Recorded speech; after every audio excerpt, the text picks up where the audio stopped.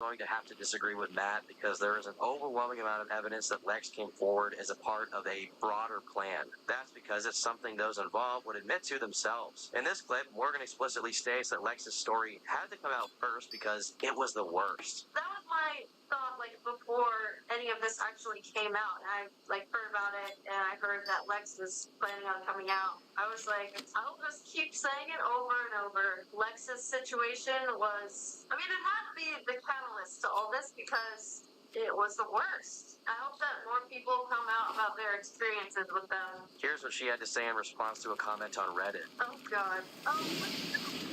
Comments from the subreddit. I don't really care. I really don't care what they're saying about me.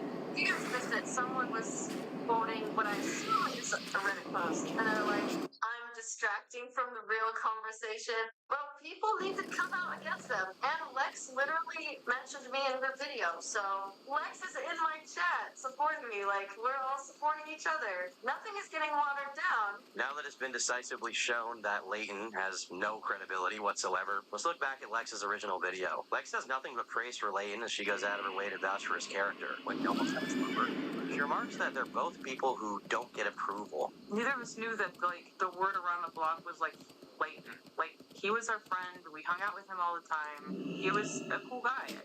I couldn't even, like, fathom not liking him. My birthday was a couple days after, and pretty much no one came to it. Nothing against anyone, really. It's when I started to realize that things were weird. More weird. Only Jim and Rav were there. Rav, I was with him when Jim was there after birthday. He came along with us when we went out to dinner that night. And then someone else's birthday was like 2 days later, and everyone was there. He always seems like somebody that gets, like, approval. It's not likely, you know? Lex claimed that Matt and Ryan did the assault, but never actually explains how they covered it up. That is, except for a clip at the very end, which is quite damning. Lex outright states that Layton's non-disparagement agreement was to prevent her story from coming out. There's a reason why they made Layton sign it when they fired him, so we couldn't talk about this that I'm talking about right now. Lex's audio is edited out here to clarify that she meant to say a non-disparagement agreement. But given that this is a mistake that Morgan makes as well, it leads one to wonder who left them under that impression. Layton, you got to. Like, even some of the stuff that you told me about Super Mega, and then DM does not protect it. Following Super Mega's responses, public opinion partially shifted in favor of Matt and Ryan. It was a strong defense that added context while also taking accountability. That was also helped by the fact that Layton had to immediately issue a retraction for one of his claims. He never spoke further on the situation and eventually deleted his account. Morgan issued a statement claiming to have not lied about anything, and that others had similar experiences. However, Morgan also states that she only went live because of her brief reference in the video. I messaged Matt first trying to get closure, but when I heard what happened with Lex, with her briefly talking about my situation in her video, I wanted to talk about my experience too. It's already been shown that Lex and Morgan talked to each other beforehand. They share the same unsubstantiated rumors about Matt's personal life. The idea she wasn't aware that she'd be mentioned until it came out is unlikely, to put it lightly. Morgan, unlike Matt, also doesn't show any of their messages. Her response was received poorly and largely dismissed. Lex liked an ending Layton.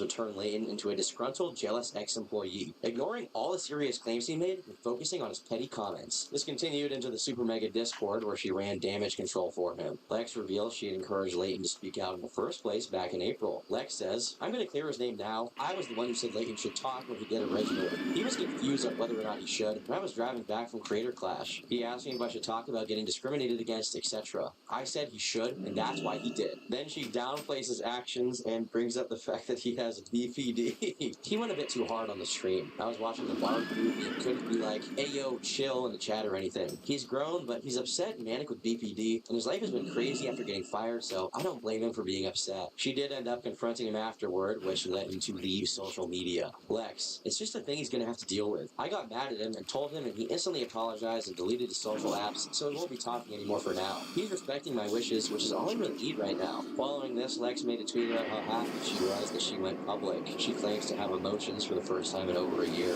It was to be her final official statement on the subject, never acknowledging any of the contradictions that Matt and Ryan brought up in their own videos. Rav, meanwhile, went live shortly after. Dude, I need to smoke so bad. Oh my fucking god. He excuses Layton's behavior based on his BPD and compares Ryan to Harvey Weinstein. It was an important moment, but also it was a little messy.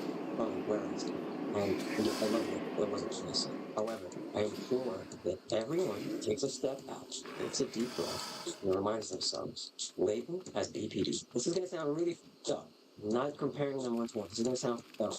But it is in my view that this is how we get people like Weinstein overcome. Both Lex and Morgan appear in chat to call Super Mega liars. Lex even offers a preemptive defense for Rab, as he has unmedicated ADHD. Now, I think this is where you can tell things are really starting to fall apart. Lex has said repeatedly that she's been dissociating and brain broken. I like to call it brain broken, but I try not to joke about it too much because I don't think it's like healthy. My brain's broken, so it's making it harder to think about it just in general. Not that that's an excuse, it's just the facts of like what is going on with me at that time. We should wrap this up from here, I think. There's only so much I can talk about, my brain being broken. Man, I've been doing it for 5 hours. I think I'm running a marathon right now. Lex says in this message that she was brain broken because she was homeless or something. If anyone can make sense of this, literally anyone, feel free to let me know. Lex and Rab's homelessness.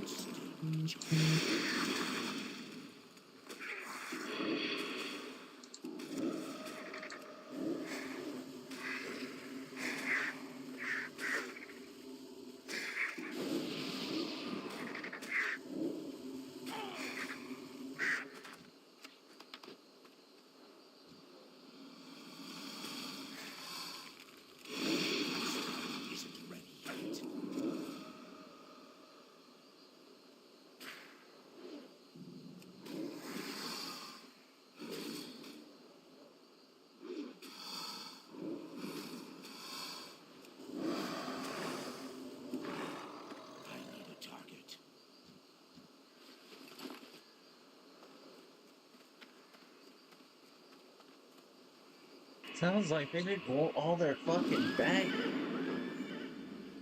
And they had so much that they're sitting in a car pretending to be homeless out of spite, hoping that they just call and beg for them back. And then they warp that into major assault allegations. Oh, fuck.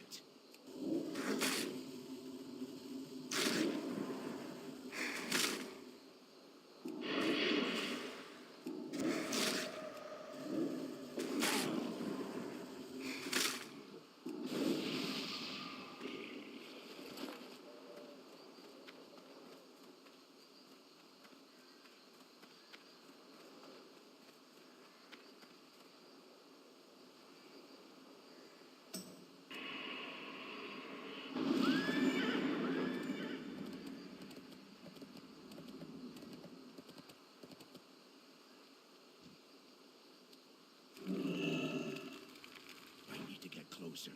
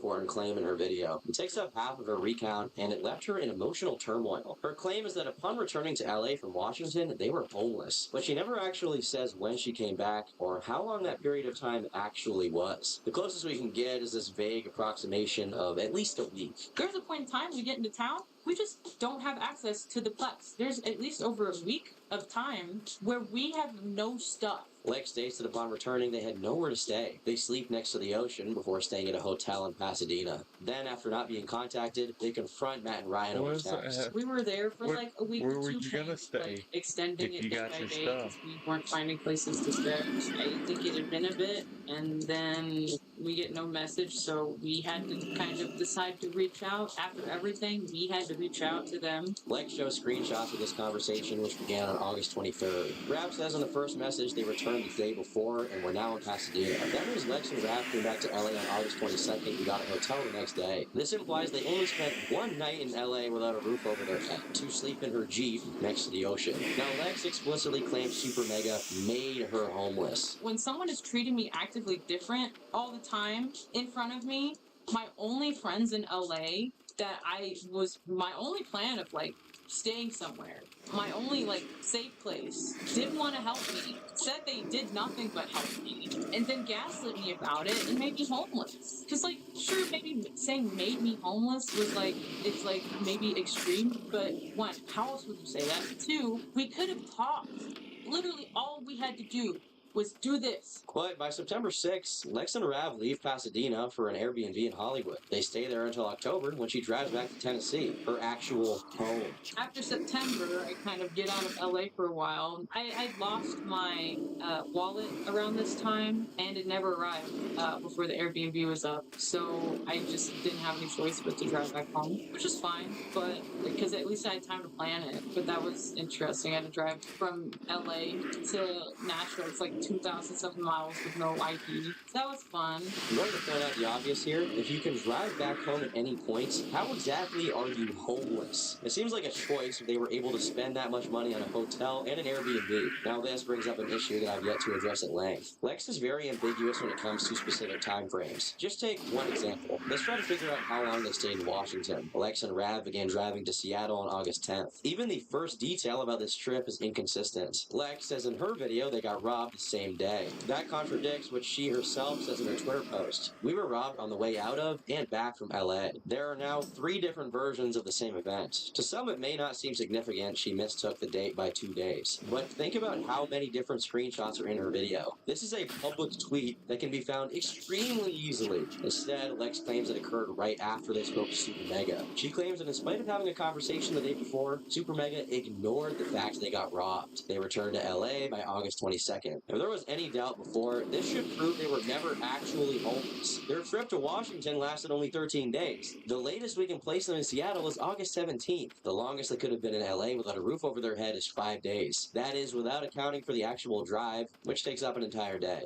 And also without addressing Rav's message that they immediately got a hotel. Now let's put into perspective why Super Mega came to do their road trip as a vacation. The issues seem to arrive from the extended drive they took in July. Lex actually publicized their adventure at the time on social media. They even shared a Spotify playlist for fans to enjoy. This is a map she made of their travels for the past month. We can use this to determine how long they were absent from the Super Megaplex, the office. Lex traveled back to Nashville on July 6th and definitively returned on July 28th. This means Lex and Raph spent 22 of the 28 days in July out of state. Not only that, but they were far from being in a position to be planning another trip. Lex already put a down payment on the Jeep. The Jeep broke down shortly after the return and cost $4,000 to repair. They were forced to ride share, only for Rav to lose his phone and debit card in an Uber. He gets a new phone on August 7th. That day, Rav also regains access to his bank account. They were clearly in a poor financial situation, partially due to their own actions. Yet, rather than wait, they immediately began planning another road trip,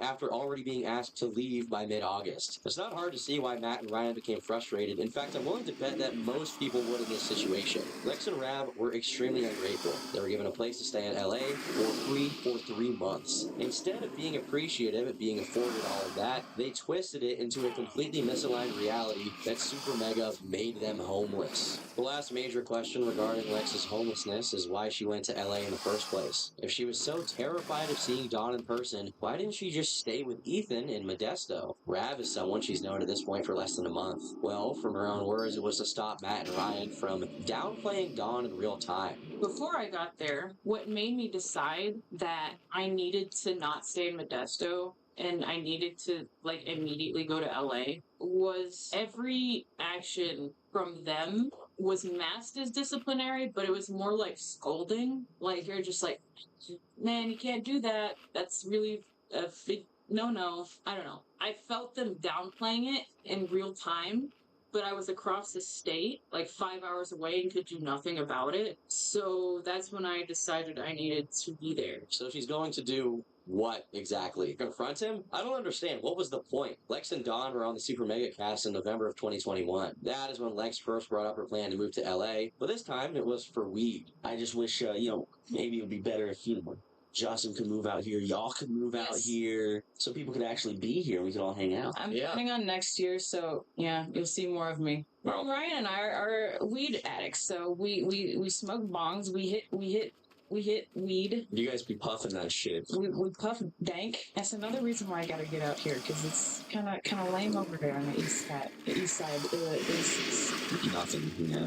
Where's that? But you're not allowed to. It also doesn't make sense because Lex booked her ticket on May 25th. Matt and Ryan had their big talk with Dawn on May 30th. It is literally impossible for that to have influenced her decision. I mentioned before that Lex went back to Tennessee in October. Well, she was actually back in LA less than 2 months later. On December 17th, Lex told Matt that she now lived 5 minutes away. Lex wanted to be in LA so badly that she chose to ignore the fact that Dawn was in the area. Matt still messed up by not telling her he was living at the office, no doubt, but was her plan just to hang out in the same social circle, in the same city, but somehow ignore him at all times? It really doesn't make any sense. I'm not to say that we're not adults here. We have self-autonomy, but everything I say has an explanation. Every action has a context that comes before it, that had a bad thing that happened before it that made me react the way it did. What do they have besides Jackson? It's worth noting that at least one accusation did surface organically. Following Lex's video, a Twitter user named Clancy accused Dawn of grooming. They met Dawn when they were 17 and started dating when they became of age in 2020. They didn't have any screenshots, but were able to provide artwork from Dawn as proof.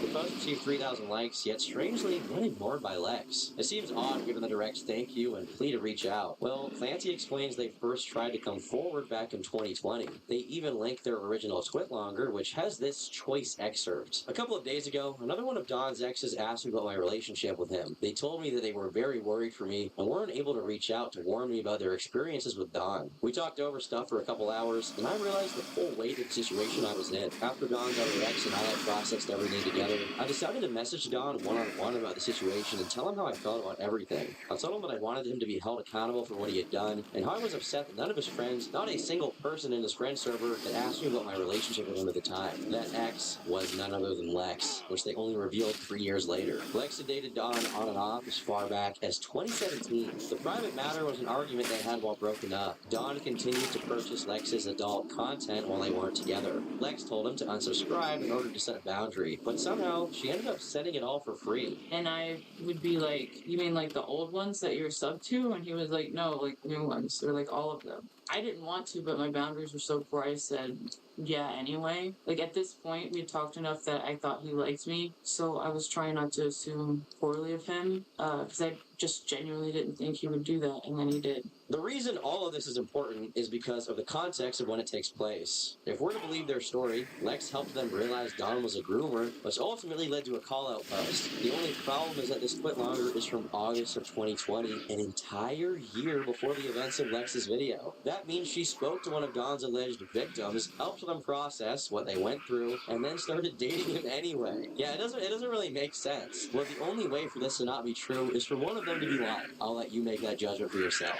Lex also doesn't mention that Dawn and her were polyamorous for several years. In fact, she was at one point living with another boyfriend while Dawn was in Germany. It may seem like a small omission from her video, but it's context to what their relationship was like. He never met her in person until November of 2021 when the accusations occurred. Lex's claim is that by Creator Clash, she was already planning to break up with him. No one was supposed to know they were dating, which is why it's a shock when Ethan finds out. On the way back, before we go get a hotel room, Dawn's like talking to Ethan and like mentions that we're dating.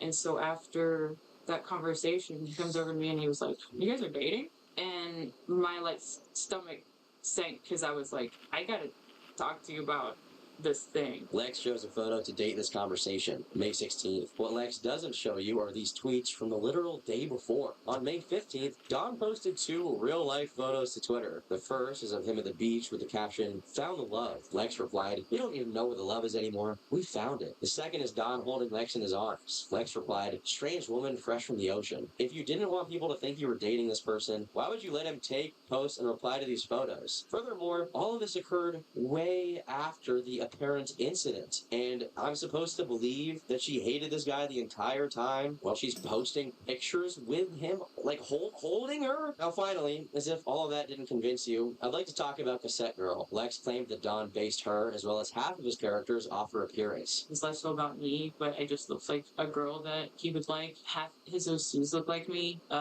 His Cassette Girl character is referenced by me. He like told me this himself. Dawn refuted this in his response, stating it was based off a SoundCloud he used to listen to. Now, he doesn't provide any proof of this, so one might be inclined to just believe Lex and not believe him. But you don't even need that, because Lex hasn't always looked like that character. This is what she looks like back in 2018, and this is how she drew herself back then. This is early concept art of Cassette Girl for comparison. An obvious disprovable lie that she included with as much confidence as every other claim. I save this example for last because it isn't even a matter of opinion. You can visually see that she is lying. We've so far discussed the credibility of Leighton, Morgan, Rav, and Lex. This leaves us with a key player in her story that has yet to be addressed. You have the same attitude about Fenton. That kind of attitude comes from the same roots as racism. It's the same kind of judgmental, prejudicial attitude. Ethan is online as Lex's current boyfriend. Lex isn't clear about when their relationship began. It's a clear conflict of interest, given he's also the first person she ever tells about the apparent assault. Her video strangely skips over the month of March entirely, which happens to be the month they met for the first time. Ethan isn't just friends with Nick, but a frequent collaborator. So you said the people who watch Nick is not free. We don't have like as much of an audience overlap as people think, but what do you? Yeah, of course we do. He's like my best friend. Yeah, we work together all the time. We're releasing an album. In addition to music, they often work on videos together. That was the case when they learned the first NFT convention was being held in LA. They booked an Airbnb and met up on March 23rd. It was sometime during this visit that Ethan met Lex for the first time in person. On March 30th, Lex posted a photo of herself with "Ethan is online and Nick is not green." It's unclear if they had interacted very much before this. Lex is credited in the final video, though, as her artwork was used. It seems they did a public casting call for artists, which she responded to. They may have recognized her as they were both massive fans of Super Mega at the time, which you may not even know. Nick asked to be on the podcast in 2021, and Ethan vouched for him in 2022. Ethan in particular tweeted at Matt a lot, praising his music and asking for vinyl. Nick would celebrate and proclaim his love for Super Mega during Creator Clash. Ethan stayed with Lex and Dawn at the Airbnb. He was the first one she ever told about the assault. Lex then decided to sleep in his room that night instead of Dawn. She broke up with Dawn at the end of the trip before returning home. By then, she already had her ticket to go to NorCal with Ethan. She arrived on May 25th and left on June 14th. That means they spent 19 days together and presumably began dating. And on June 11th, Lex bakes a cake for Ethan to celebrate 100,000 subscribers. Now, of course, this is far from anything definitive, but it's hard to trust him as an unbiased source, especially when this simply isn't addressed at all. Ethan took an active role in the drama as early as April of 2023. This is a thread he made after Leighton's original call-out. He refers to Leighton as a friend and alludes to there being other stories. He even implies that Leighton was threatened with legal action. Fans of Super Mega have been harassing my friend Leighton tweeting non-stop after he came out detailing one of many disgusting cases of homophobia he and many others witnessed in their office. His is not the only story, and everyone defending them will look very, very stupid very soon. I'm just as disappointed as many other fans, Lane included, but I refuse to make excuses for racists entitled dipshits who hurt people. If you see people getting quiet right after speaking on things like this, remember how lawyered up YouTubers can be. Because he was so vague, many began to ask him for these stories. That's when he decided to personally accuse Super Mega of saying slurs. He recounts a joke he personally heard in which they replaced Chuck E. Cheese's middle name with the N-word. This Chuck E. Cheese line is something Layton also relayed on stream almost verbatim 3 months later. You guys all know the secrets of Super Mega. So here's the thing. When you join Super Mega, you get told that Chuck E. Cheese has a middle name. Everyone was in the office. Every Super Mega member knows the Chuck E. Cheese thing. They all know it. Every one of them. Every one of them. They know about Chuck E. Cheese thing. They're like, oh, keep guessing. And like, you know, like I dropped the F slur because I'm like, is it the F slur? And they're like, no. Like, keep trying. And like, it was so juvenile that finally it comes to me where I'm like, oh no. And I'm like, is it the N-word? Matt, meanwhile, denied that they used the N-word, but took specific issue with Ethan. He claims they met only a handful of times, and he was always accompanied by Lex. Shortly after, one of Layton's best friends, who is Lex's boyfriend, tried to instigate drama on Twitter by lying and saying that he has heard us say the N-word multiple times. In reality, we've only met this individual a handful of times, and it's mostly been at social events, and always accompanied by Lex. So to think that we would just casually be dropping the N-word with a hard R in front of not only someone who's a stranger, but also a woman of color, yeah, that makes a lot of sense. He also mentioned the Chuck E. Cheese joke, and I don't think it's a coincidence that a short time before he posted this stuff, Layton replied to a tweet about Super Mega with a gif of Chuck E. Cheese. Layton denied that he even knew his friend was going to say anything or that Layton was involved with this, but I think it's a little too coincidental. Now, Ethan wasn't the only person that came out in support of Layton back then. Nick replied to that same thread with this. Sounds like a really cool fanbase that constantly defends two white dudes who have a horrible reputation behind closed doors. On August 2nd, 2023, Nick released his follow-up to the Super Mega story. By then, the public's opinion had shifted against the accusers. Layton had no credibility, which reflected poorly on those who supported him. Lex received backlash, so she disabled comments on her video. Nick clarifies that he isn't friends with Layton and admits most of his claims were disproven. It was also a mistake to share his story in his video. I was never once told by Layton to make a video in any of the situation. I've had zero contact with him. I am not a close friend of Layton's. I've only hung out with him a couple of times, and it was always in a social setting. This part of the video largely refutes a lot of what Layton was saying, and I think it resulted in people shifting a lot more of the blame to the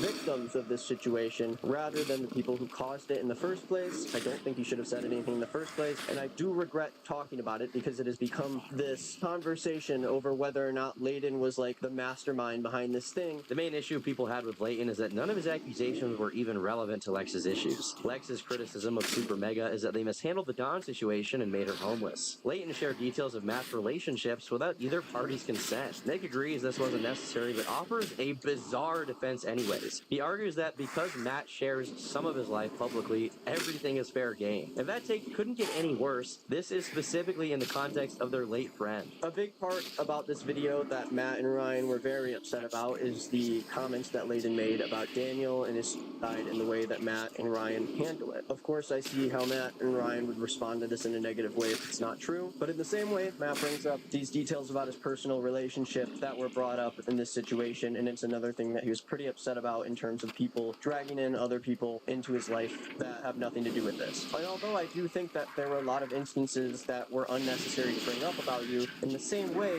your life is so connected. I mean, you say it yourself that Super Mega is your magnum opus. It is a part of you. Your personal life is a part of this channel. Is Nick is Not Green genuinely expecting me and anyone else to believe that any YouTuber who shares even one part of their private life on camera is now subject to endless violations of their privacy and people casting judgment engagement. Imagine if he had said this about an OnlyFans girl, okay? Imagine how his audience would take this. Well, keep that in mind if they ever end up responding to this video. Nick concedes that Matt's girlfriend shouldn't be part of the story and that he regrets talking about her. He even refrains from saying her name. This is undermined seconds later when he shows her name on screen and justifies her relevance. I'm not going to say her name, and I regret bringing her up initially, but I do think that these stories actually give us necessary context to how Super Mega was handling this controversy behind closed doors before it happened.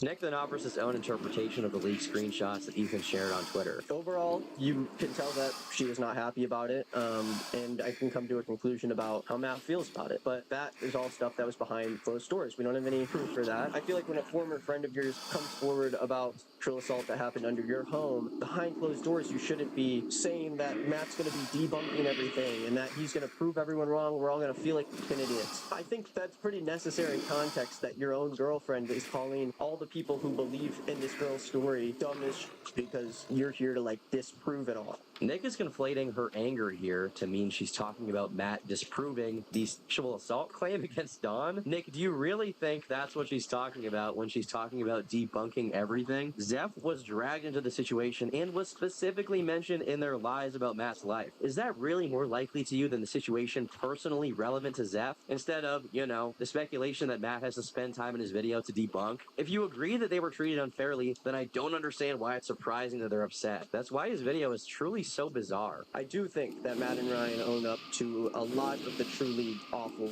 they did, and I think that was good. A lot of the receipts they brought to the table make it easier to understand where they're coming from while also understanding that this was handled very poorly and most people in their shoes would have handled it much differently. He makes a number of concessions, seemingly because the public is demanding him to do so, but won't actually admit that he did anything wrong in regards to Matt and Ryan. In spite of admitting fault and walking back his first video for an hour, Nick continues to spread already disproven claims. For example, claiming Lex wasn't able to get into the flex for multiple days. And this is another instance where I think a lot of people start to go, well, you know, they're just human, they're busy, they can't really figure out what's going on, but it still doesn't address the multiple days of communication that Lex didn't have with the guys when she needed to get into the place. He exaggerates the story by claiming Lex and Rav only stayed for a few days. Now we have all these comments from people online saying that Lex and Rav were just taking Super Mega for granted and they should have been happy that they could have stayed there those few days that they did. It's clear that the neutral tone he gives is only for optical reasons, as he later characterizes Matt and Ryan's response as them agreeing they did horrible.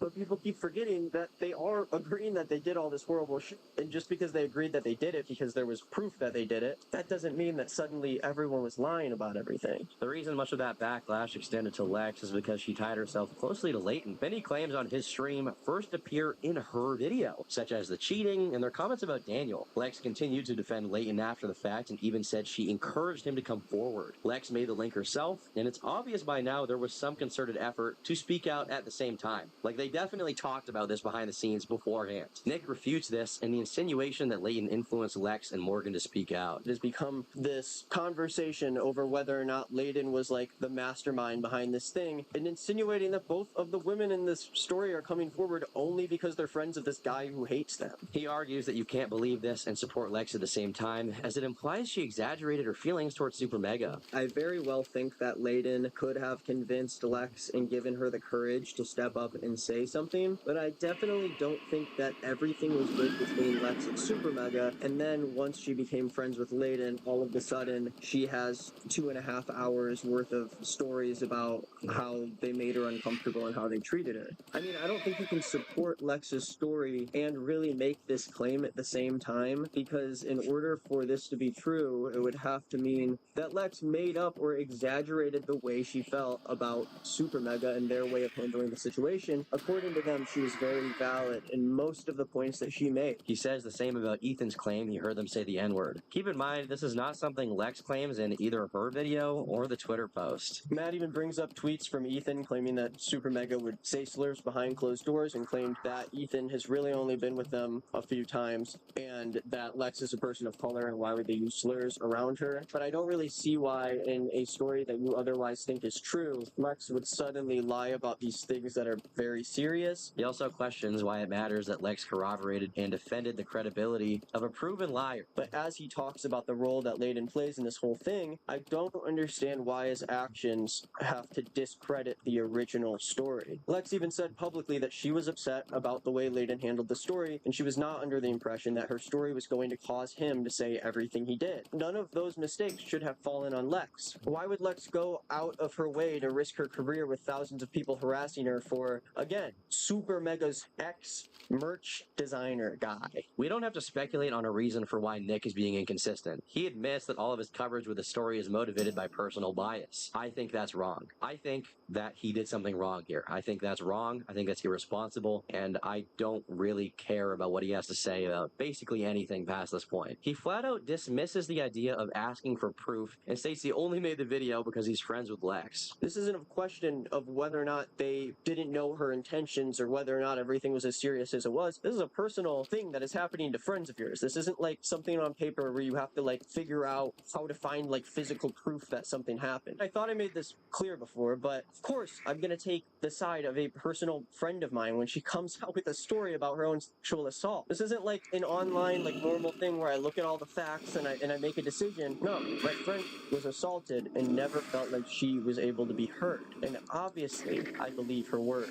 The sheer level of personal bias in this video is extremely irresponsible. That much is clear when you look at how he discusses Jim's response in that same video. So earlier I mentioned that Jim posted a video claiming the kiss was consensual. The video was also made to address a different claim by Layton, that he was aroused by Lex's SA story with Dawn. Jim explains this was false and quite triggering as he's been victimized himself. In college at a party, I was worked by a man. That's something that will sit with me for the rest of my life. If I ever made Lex feel a tiny bit like how I felt that morning after,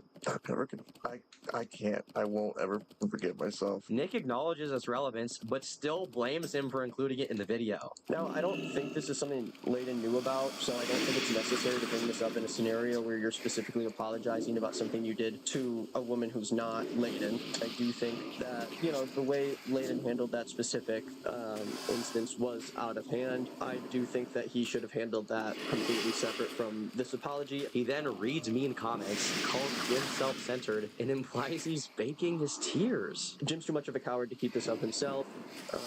Very sorry I got caught energy. There were also moments where Jim was, I guess, crying in the video, or like trying to seem like he's crying, but it was, I don't know, it's very odd. He straight up dismisses a clip of Jim denying it was SA and stating the kiss was consensual. I distinctly remember saying, how hard is it to ask for consent? All you have to do is say, can I have a kiss? And then I said, can I have a kiss? She said yes, but it doesn't fucking matter. Correct. I just thought that was kind of mainly what we needed to hear. This leads into the main point Nick repeats throughout his video, which is that Matt and Ryan had some responsibility in their supposed homelessness. I've already discussed all of that at length at this point, but for the sake of argument, let's assume that Lex and Rav were actually homeless and not fake homeless. Nick makes sure to downplay Lex's culpability again by claiming she never said Super Mega made her homeless. I don't know if we remember the story in Lex's video, because suddenly people are saying that she tried to claim that Super Mega made her homeless or whatever. But no, Lex trusted a friend of hers, a close friend of hers that she trusted to take her situation in a way that was serious and took action, like a person who actually runs a business with a bunch of their f***ing friends. He then argues it was Super Mega's responsibility to house them, as they often hired friends. And it also doesn't address the fact that these are real friends of yours who are in your city and desperately need help. Matt and Ryan can even say themselves that they're human, they make mistakes, these things are all miscommunication, but then when it comes to people actually living in their house and needing shelter who they consider to be close friends, people are kind of treating it like this black and white situation where you can't let someone live in your space even though everyone says it's completely trashed and it smells disgusting. If your office is a place that is holding friends of yours and people are living out of that space, then yeah, it's personal. They're your friends. We don't deal with it like a work matter just because it happened in a fucking building that was where you were. They agreed to let people crash, not for people to live there. Matt and Ryan only agreed to let people stay in the Plex temporarily. We've seen that through text evidence from both parties. Lex and Rav not respecting this agreement is them taking advantage of a friend's generosity. There's also no reason to think they're lying when they said it became a work issue. If 5 other people use the space and it impedes their work, how is that not affecting their business? It doesn't matter if they're also friends, they're employees. Lex and Rav are not. Matt and Ryan provided far more than what they had to, and what they had to provide is nothing.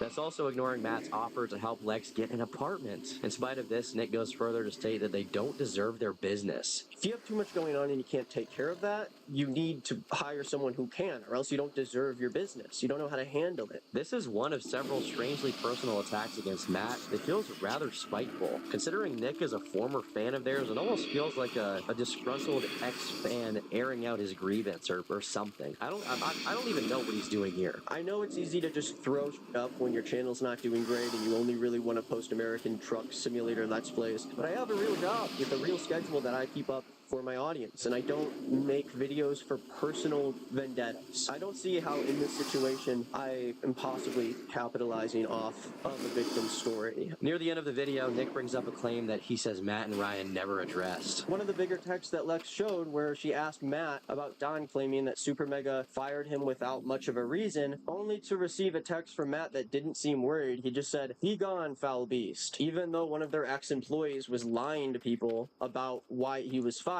and still talking to fans about it. They don't even touch on the fact that Ryan liked art from Don after they fired him on Twitter, and Don tweeted out asking people for a place to stay when none of Super Mega's fans knew that he sexually assaulted someone else. However, in editing, Nick realized a far simpler explanation. They didn't tell Don why he was fired. And it could really only either be Don lying to people about this so he doesn't have to admit what he did, or maybe the talk he had with Super Mega was confusing and vague to him. But we really never got any response about that. Nick uses this to argue that Matt and Ryan covered up the essay. He argues that they should have ignored Lex's wishes to keep the story private, as Don was an active threat to others. He argues that they should ignore the victim's wishes to not tell the story, which would obviously traumatize her. That is insane. I'm all for keeping Lex's story private if she wants it to be private, but there's got to be a way to tell your fans in a safe way that Don is not someone who they should follow anymore, that he was let go for a reason that you can't talk about, but you need them to know that it's serious and that they shouldn't really engage with him anymore. It's hard for me to completely understand where they're coming from when they say they weren't trying to cover up sexual assault, especially because 2 close friends of theirs, Justin and Kelly, both removed Super Mega from their Twitter bios, and according to Lex, it was after they found out about Don's situation. To demonstrate this, he points out everyone was told about the Jackson Tucker situation immediately, which, just for a little bit of extra context, if you forgot, Jackson Tucker is an ex-employee who racked up $60 grand in credit card debt, and they then had to sue him to get that money back. I struggle to understand how someone as close to them like Justin wouldn't know about someone in the Super Mega offices being a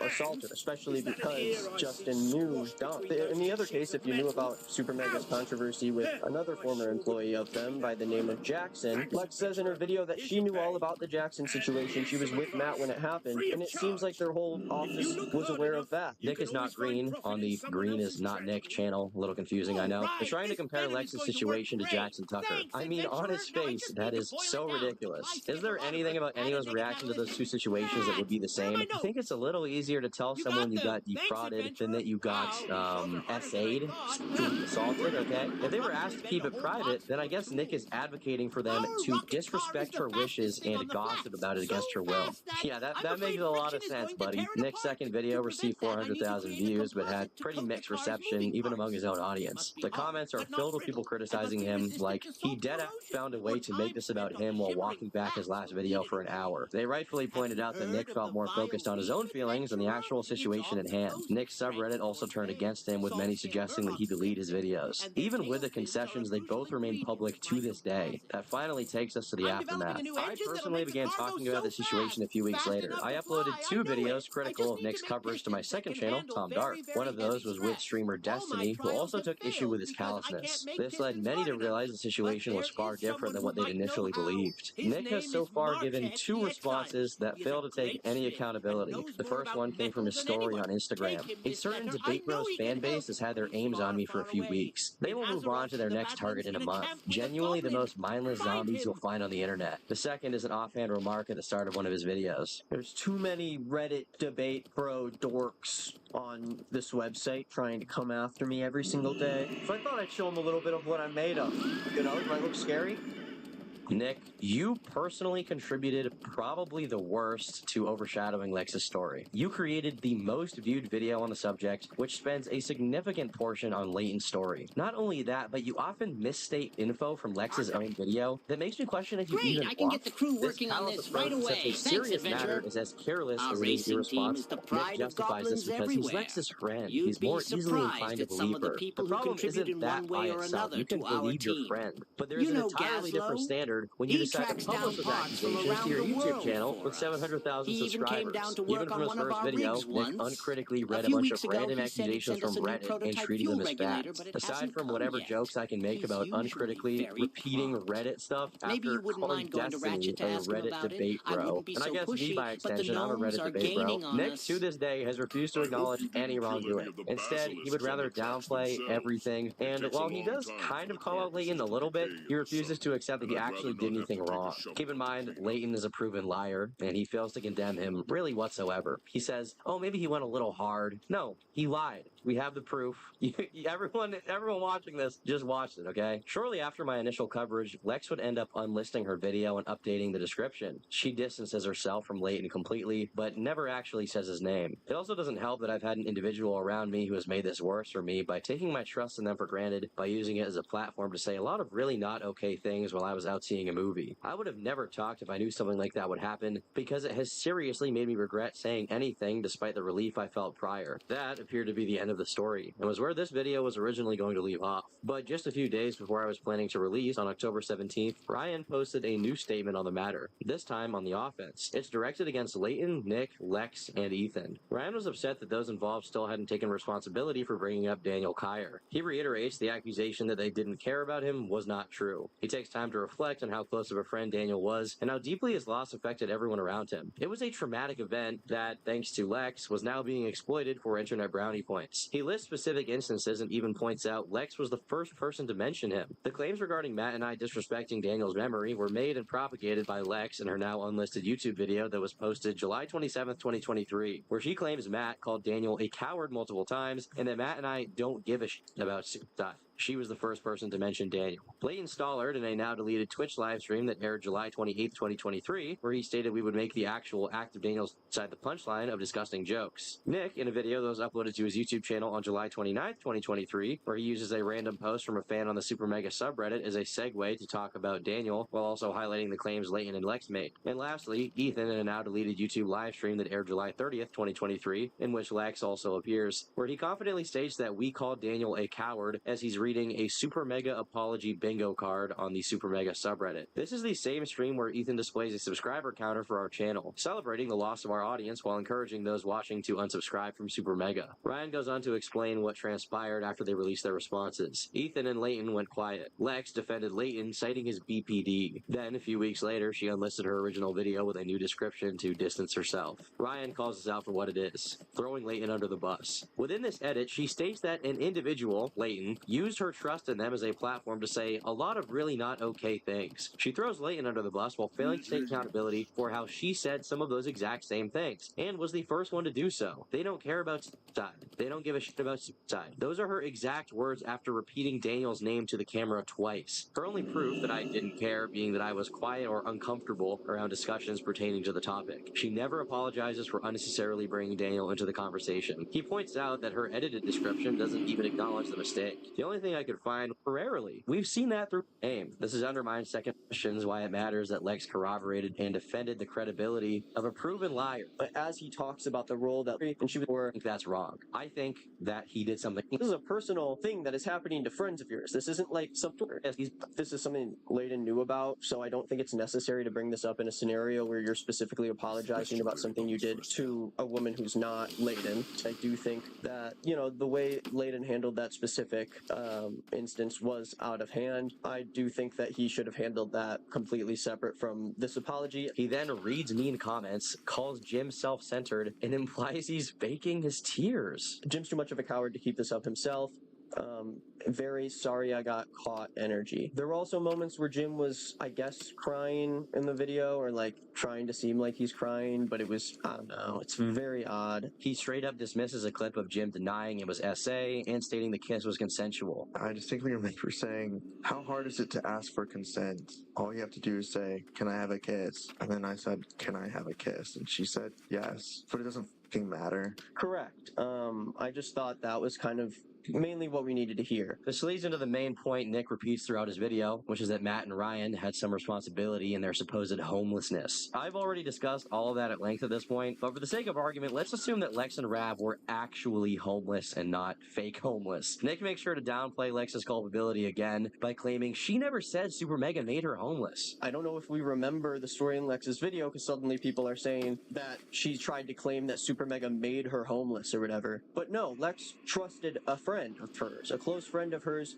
that she trusted to take her situation in a way that was serious and took action, like a person who actually runs a business with a bunch of their friends. He then argues it was Super Mega's responsibility to house them, as they often hired friends. And it also doesn't address the fact that these are real friends of yours who are in your city and desperately need help. Matt and Ryan can even say themselves that they're human, they make mistakes, these things are all miscommunication, but then when it comes to people actually living in their house and needing shelter who they consider to be close friends, people are kind of treating it like this black and white situation where you can't let someone live in your space, even though everyone says it's completely trashed and smells disgusting. If your office is a place that is holding friends of yours and people are living out of that space, then yeah, it's personal. They're your friends. We don't deal with it like a work matter just because it happened in a fucking building that was where you work. They agreed to let people crash, not for people to live there. Matt and Ryan only agreed to let people stay at the Plex temporarily. We've seen that through text evidence from both parties. Lex and Rav not respecting this agreement is them taking advantage of a friend's generosity. There's also no reason to think they're lying when they said it became a work issue. If 5 other people use the space and it impedes their work, how is that not affecting their business? It doesn't matter if they're also friends, they're employees. Lex and Rav are not. Matt and Ryan provided far more than what they had to, and what they had to provide is nothing. That's also ignoring Matt's offer to help Lex get an apartment. In spite of this, Nick goes further to state that they don't deserve their business. If you have too much going on and you can't take care of that,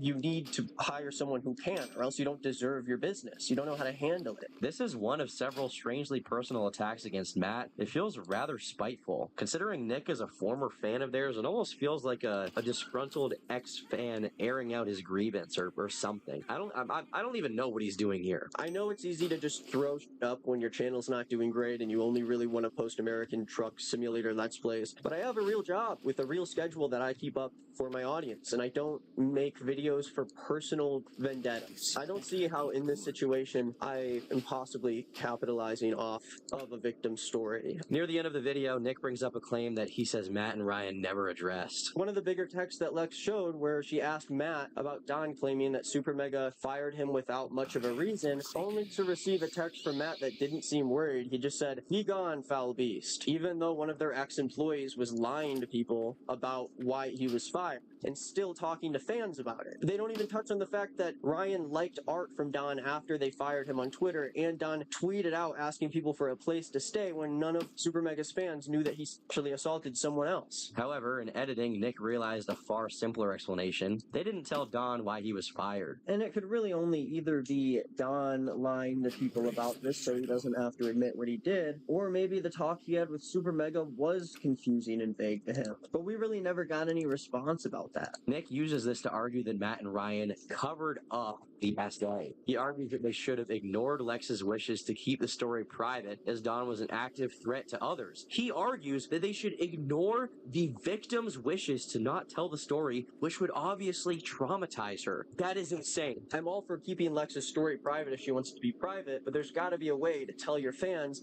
in a safe way that Don is not someone who they should follow anymore, that he was let go for a reason that you can't talk about, but you need them to know that it's serious and that they shouldn't really engage with him anymore. It's hard for me to completely understand where they're coming from when they say they weren't trying to cover up sexual assault, especially because two close friends of theirs, Justin and Kelly, both removed Super Mega from their Twitter bios. And according to Lex, it was after they found out about Don's situation. To demonstrate this, he points out everyone was told about the Jackson Tucker situation immediately, which, just for a little bit of extra context, if you forgot, Jackson Tucker is an ex-employee who racked up 60 grand in credit card debt, and they then had to sue him to get that money back. I struggle to understand how someone as close to them like Justin wouldn't know about someone in the Super Mega offices being a assaulter, especially because Justin knew Don. In the other case, if you knew about Super Mega's controversy with another former employee of them by the name of Jackson, Lex says in her video that she knew all about the Jackson situation. She was with Matt when it happened, and it seems like their whole office was aware of that. Nick is not green on the Green is not Nick channel. A little confusing, I know. They're trying to compare Lex's situation to Jackson Tucker. I mean, on his face, that is so ridiculous. Is there anything about anyone's reaction to those two situations that would be the same? I think it's a little easier to tell someone you got defrauded than that you got SA'd, sexually assaulted, okay? If they were asked to keep it private, then I guess Nick is advocating for them to disrespect her wishes and gossip about it against her will. Yeah, that makes a lot of sense, but Nick's second video received 400,000 views, but had pretty mixed reception, even among his own audience. The comments are filled with people criticizing him, like, he dead found a way to make this about him while walking back his last video for an hour. They rightfully pointed out that Nick felt more focused on his own feelings than the actual situation at hand. Nick's subreddit also turned against him, with many suggesting that he delete his videos. Even with the concessions, they both remain public to this day. That finally takes us to the aftermath. I personally began talking about the situation a few weeks later. I uploaded 2 videos critical of Nick's coverage to my second channel, Tom Dark. One of those was with streamer Destiny, who also took issue with his callousness. This led many to realize the situation was far different than what they'd initially believed. Nick has so far given 2 responses that fail to take any accountability. The first one came from his story on Instagram. A certain Debate Bros fan base has had their aims on me for a few weeks. They will move on to their next target in a month. Genuinely the most mindless zombies you'll find on the internet. The second is an offhand remark at the start of one of his videos. There's too many Reddit Debate Bro dorks on this website trying to come after me every single day. So I thought I'd show them a little bit of what I'm made of. You know, do I look scary?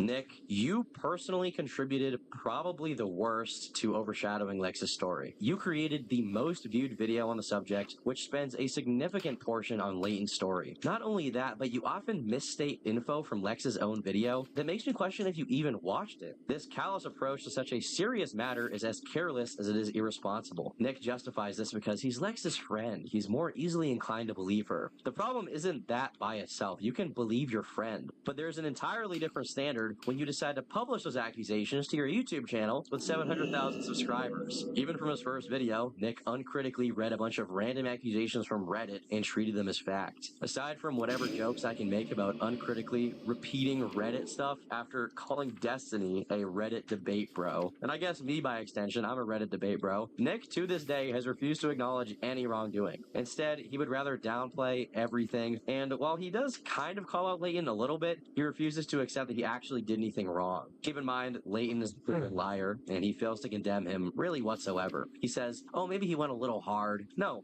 he lied. We have the proof.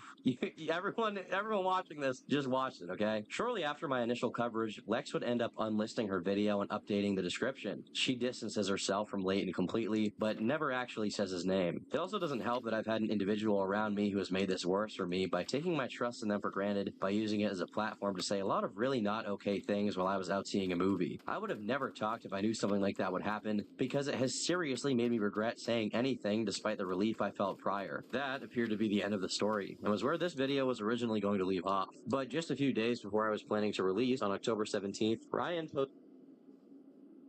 a new has so far given 2 responses that fail to take any accountability. The first one came from his story on Instagram. A certain Debate Bros fan base has had their aims on me for a few weeks. They will move on to their next target in a month. Genuinely the most mindless zombies you'll find on the internet. The second is an offhand remark at the start of one of his videos. There's too many Reddit Debate Bro dorks on this website trying to come after me every single day. So I thought I'd show them a little bit of what I'm made of. You know, do I look scary?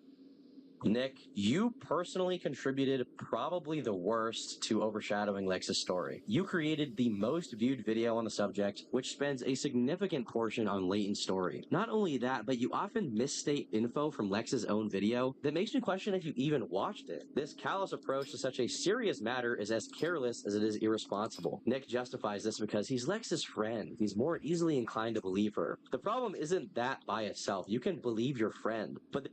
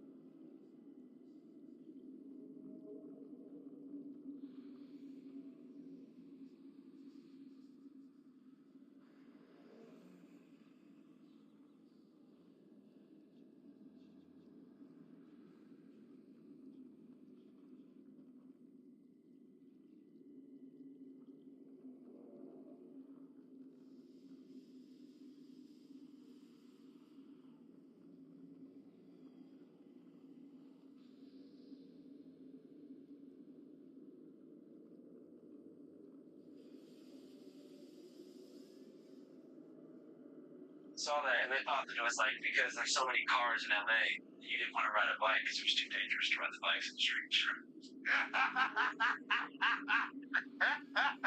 Oh, you know, this gang shit is hood shit. Well, motherfucking gangbanger on hood. This is your boy Silky. Last week on Channel 5 News, Andrew and the homies went to Phoenix to cover a homecoming event from QAnon Charlotte. That crazy ass white boy who ran up in the cap. War broke out in the Middle East between Palestine and Israel. Andrew wanted to cover both perspectives, so he went to some events to get the scoop.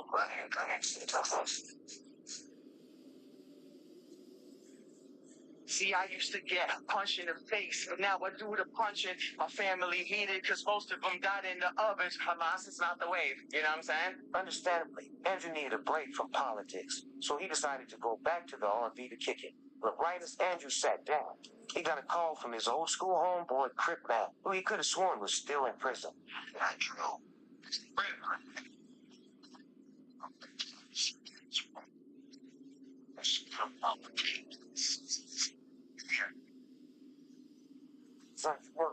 Crip Mac is a member of the 55th Street Neighborhood Crips, an African-American street gang based in LA. Andrew first interviewed him 2 years ago in the 55th Street alley, the treacherous thoroughfare running parallel to Western Avenue in South Central LA. The Crips typically use the alley to initiate new members. However, when Andrew was there, the only other Crip besides Crip Mac was his best friend, Lupe. Lupe, bring that big fucking thing of water out the fucking back of that car. Andrew and Crip Mac had a spectacular afternoon. First, he taught Andrew some new lingo. Who's Custer? A customer is a buster with a C on my motherfucking crib. Then, he disclosed his plans to start a program for troubled teens. Some big booty, full cinches, they can run the program. Give back five the community, as I successful. The next day, they went to a Slipknot concert. What do you like about Slipknot? It's violent. It fed the homeless down on Skid Row. Hey, sir, never commit suicide. Everything gonna see all right. You like a slice of pizza? Oh, it's not rocket science. However, just a few weeks later, Crip Mac was arrested for possessing a firearm on probation and sentenced to 27 months in prison.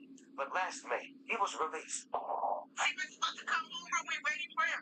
The return of the Mac. Return of the Mac, bro. I'm gonna burn this shirt so he won't go back in there no more.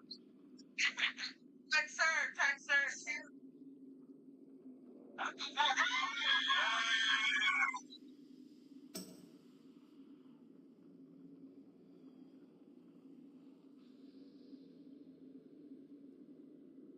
He's excited to see Lupe, but even more excited to see his mama baby. My name is Crystal, but I go by Mama Bear because C-Mac named me that when he was about 3 years old. So I am Mama Bear to C-Mac. Crip Mac. But 50 kids straight. Yeah. My son is the best Crip walker. I love it. He makes me smile. He makes me happy. I'm proud of him. Can you describe the day that you got out? I got out, was on the van, and Lupe, little Crip Mac, and his wife Quana came, Mama Bear came. It was everybody there. How did it feel to see everybody waiting for you? It was great. Then once I got home, King Five figures were already at the studio waiting. Crip Mac featuring Red Dog always looking. Lost on the snoopers. Fucked a wife in her ass. Yeah, so the Crip Mac video was like our most popular video of all time. Hell yeah, it was, People saw you like on 55th Street, they saw you at the Slipknot concert, Yeah. and they saw you on Skid Row. Oh yeah. But a lot of people, I think, are kind of wondering, the full Crip Mac story. Like, where did life begin for you? Oh yeah, we gotta make it happen. Yeah. Well, I'm originally from California, though. Further down. Where at? Closer to Pomona, Ontario, California, by Pomona. What's Crip Mac's real name? Trevor. What's one thing people might not know about Crip Mac? Piano. Crip Mac was trained in piano when he was younger. Yeah, classically trained, but I don't know if he can really play up to his potential because he doesn't practice.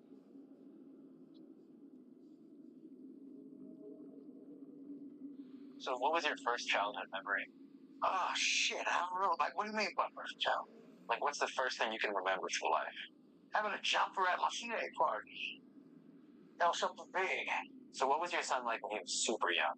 oh, so rambunctious and hyper and just, I don't know where he gets it from. You know, I've always been that way. I mean, I ride a Harley for Christ's sake. Pretty much growing up, I wasn't paying attention in school. I was always getting some type of shit. I thought I was like one of those WWF wrestlers. I wanted to hurt people, hit people with shit. Yeah, he said he was going to be a big, bad wrestler when he got older, and he was going to be, you know, someone important, and so frustrated, you know, dealing with the mental illness that he was, you know, bestowed. It was called oppositional defiance. So we want to get the dictionaries out. He does everything the opposite of what he's told to do. Go to the right, Trevor. You go to the left.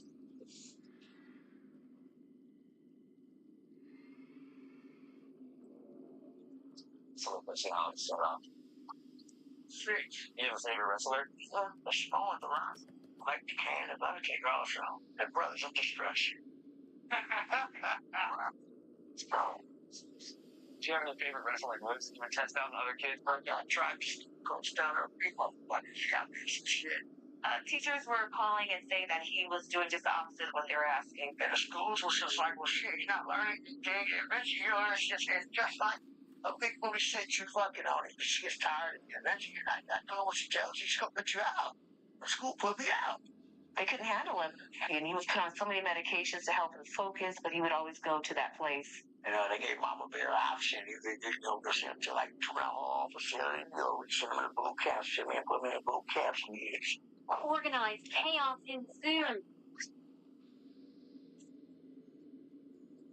Military model. How old were you whenever you got sent to camp? Camp, I was I was 8 years old. 8 years old. Yeah. Damn. So you were in like 3rd grade. Yeah, about third grade. Yeah, because 5th grade, I was still in there. I did burpees, I did push-ups, I did jumping jacks. He had to be taken out of regular school in order to function properly. And so you figured that sending him to military school would be the best decision. Yeah, I did. It was just too difficult for me. I don't want to say that I gave up, but I'm like, God, help me. Because I was really scared that I was losing him. I felt powerless. I felt hopeless. I felt like I was failing this child because I was raising him by myself. What's your relationship like with your biological father? I can tell that when I was 2. Well, he left when Trevor was 2 years old, and inadvertently he told me that his brother said that if he stayed with Trevor and myself, that he would be poor, and he wanted to be a cop and provide for a family, and his confidence just went down. He listened to his brother and he walked away. He decided he just didn't want to be a part. Oh, his family just owns him, because you got to realize how a Samoan family is. Samoans should leave and taking care of the kids just like Mexicans do. Mexicans have 20 kids living in one apartment. I've never seen it. Your dad was Samoan? Yeah, he's Samoan, yeah. My pop's mama is from Samoa. On neighborhood crib. Have you tried to reach out to him or anything? No, I ain't never tried to reach out to him. How come? When I was 17, we had a couple beers. Yeah, a couple beers. Drank some beers and shit. He had the worst shit to say about my mom, so I just stopped talking with him. You know, I just hope that and pray that they have the relationship that they deserve eventually. And I know it's coming. It all does. What's your malfunction, drug sir? Did you just say, drug sir? But you were defiant with the police, weren't you? I stayed in military school up to 14, which was a teenager, and my mama met a man in Texas named Mr. Gary. So we moved to Texas at 14. We got my airplane, went out there. I stayed out there 2 years. Mr. Gary, we all know about Mr. Gary. Mr. Gary was a cop in Houston, Texas. So he had that tough cop persona. And yeah, I know. He had long eyelashes. Yeah, I knew. It's been known. One thing I wanted to learn more about is like your relationship with Mr. Gary. Oh, Joe, I don't have a relationship with Mr. Gary, though. But I was mother's boyfriend, and he was a great man. He helped us a lot with the rent, the bills, and he took me to the library, school, and everything. He was a great man. But when you're a man, he gets fucked in the ass by another man. You're a customer. Wait, what do you mean? Oh, shit. Well, pretty much, he told Mama Bear he was going to put some gas in his truck. He had a big white truck, and he was going home. He went home early, but he went home early. When Mama Bear got there, she walked in, and Mr. Gary was getting fucked in his ass. Getting fucked in the ass by a big white man that looked like Brock Lesnar. He didn't do Mama Bear, so let you know. It was traumatizing, Fiber. Fuck you, Mr. Gary. So, can you describe exactly what you saw? You were so terrible. I saw him bent over and being pleasured by another man. Oh, he just, oh, wait, hey, hold on. And I was walking out the door. I turned around and walked out. He just kind of like, hey, wait, you know. I was like, I felt like I was in a movie. And then I told C-Mac, I said, we got to leave. We got to get out of here. And C-Mac said, well, you know, this, and you want me to go to job corps too, I'm out of here. So he decided to go to LA by himself. By himself. He was, 16 years old. And he went out to LA to stay with his aunt. I think they don't 40s in the Western, that's the 40s. My cousin, everybody's around like that. So, you know, he only had like a small amount of family out there that he could cling on to, and they were all doing gang stuff. So he emulated what he saw. I like gripping in the inside. Chester niggas just talk about like stripes on my neck, crazy fat ass stripes. She never don't chase. Same. Program. I got a whole new life on the inside. This street really gang bang. You don't have to be a rocket scientist. The absent father was replaced by the gang. 55th Street Alley, Baby Snaps Alley, you know? So, that's that. Yeah, so when did the gangbanging shit start? 15, 16. What first appealed to you about it? Oh, shit, just, I got a cousin named Huston Knuckles from 6-0, cuz in Vegas. I got some other cousins that's Compton Crips also, so it's just, all my older cousins are Crips. Compton Crips, Gardena Crips, Inglewood Crips, they Crips. The Long Beach Crips, all Crips, neighborhood Crips, they Crips, all my cousins Crips. They're all older than me. So, yeah, I looked up 5 of them, because my cousins say Crips. Roger the Red Hill, I never see a Red. I see one because I'm more in the back side. All the stuff and listen to it. They went to the guy river to kill him so he could try and be a victim. I got shot in the head all that time. I've been shot to where I wouldn't have been dead. It's 06 and I was spending today. It's cold right now. I'm treating my whole body tonight. The pencil, that shit still will be important. But they're partying like that. Fucking I started doing the shit on my tire. I used to think like that, girl. I was like, it's just about fine-tuning and staying alert. And if motherfucker come at you, cut the track. You can't spill your life. First thing, you gotta fight. Fall from your custom in fight. They never say you in a room. Custom, you'll fight back. Heard I got his hood whack. Had to knock him out. He ain't like that. Oh, fuck. Sure. You remember your first fight? I was in the Dorset Village fighting a nigga from 6 on.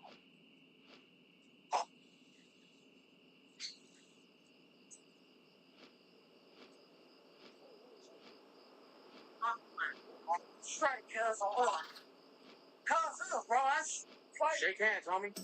All right, At what point did the viral fame start for you? pretty much like I said, took a picture with a couple homeboys, and then they noticed that tattoo was real. So once they realized it was real, they screenshotted the whole shit. Once it got screenshotted, it got 1 million views. LA Street Gang posted, people were talking about like that can't see real, that ain't a real tattoo. So then I went on my phone and I talked about the shit. Overkill of the stripes, the sci-fi neighborhood crib. Sure, motherfuckers say 5-5 crib. I'm never gonna have a good job. I'm never gonna mount my shit. I'm not gonna have shit in life. I said, I'm gonna tell you like this. Tattoo, it ain't never going off. Never coming off. Go to the county jail, but fight like always. I'm gonna keep it tricky fish. I'm going to prison, they like to burn it off. It ain't never coming off. It's overkill and destruction. It's crib, Mac. 5-5 crib. I said it just like that. And ever since then, been out of jail, just keep the crib solid. I wish I could just kiss it away. I know it sounds weird, and see, that's where you're like, Mom, what the hell are you saying? No, but I just, I wish I could kiss the hurt, whatever it is that caused him to do that. I saw in an interview that he got that tattoo on his forehead pretty shortly after one of his close friends was killed. Yes. Yeah, he was really hurt by the fact that the Hoovers took the life of somebody that he really cared about. It was like a brother to him. I'm hood. It was June 29th, 2018. Right up the street there, I was at the wine guard. Yeah, I just got out of prison. And I got the call because I was hurt. Cuz, on hood, Cuz got smoked, Cuz got chipped. We gonna keep the respect fire. He got chipped by the nose. On hood, the Hoovers, we gonna say their name. If Cuz was still around on Neighborhood Crib, I'm 30 now. Cuz would have been about, on Neighborhood Crib, 1990. Cuz would have been about 33 years old, going on 33 years old on hood. Be a tiny hard head for 40s. Them and Lady Ducky, they're my best friends on hood. How soon after the murder did you get the tattoo? Shit, we put it about a few weeks later. And again, there's that PTSD. Now you're losing another member of your family. You know, how much can you take from a man before they become hollow? Grief counseling possibly could have taken the place of the tattoo. That's exactly what it. Yeah. Do you ever worry about his like safety? Of course, he worries about mine. Exactly. We agreed. We looked eye to eye and said, what you do is very dangerous. He says, Mom, what you do is very dangerous. I said, absolutely. I ride a Harley every day. It's very dangerous. I love my son so much, you know. We have this thing where I want, after I pass, him to find you. We send another light night. I let her so much that it's not enough time for him. Said that you're going to find me. So just promise me you're going to find me if it happens. And I'll do the same for you 100% because, you know, we're going to find each other.